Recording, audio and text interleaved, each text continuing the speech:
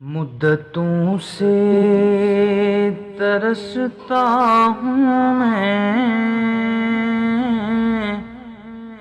اس جگہ حاضری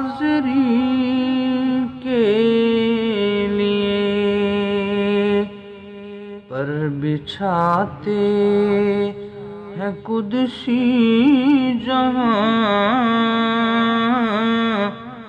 عاشقان نبی کے لیے، غار میں ان کی سرگوشیاں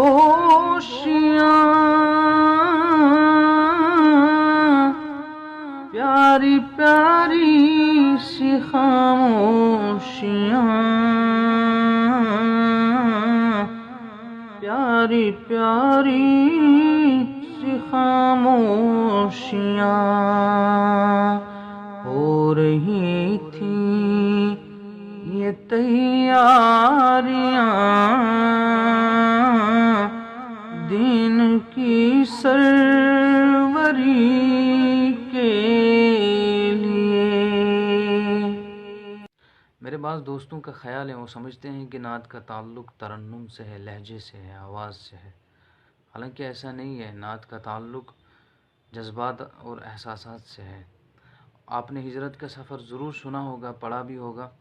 ابوبکر صدیق رضی اللہ عنہ کا غار میں ان کے پاؤں کا نس جانا، اور اللہ کے نبی صلی اللہ علیہ وسلم کے سر مبارک کا ابوبکر صدیق رضی اللہ عنہ کی گود میں ہونا، اور ابوبکر صدیق کا تکلیف سے ان کی آنکھوں سے آنسوں کا جاری ہونا، اللہ کے نبی کے رخسار پر وہ گرنا، یہ سارا منظر ذہن میں رکھے اور ان دو شعروں کو گنگنائیے، انشاءاللہ آپ میری بات سے اتفاق کریں گے۔ السلام علیکم۔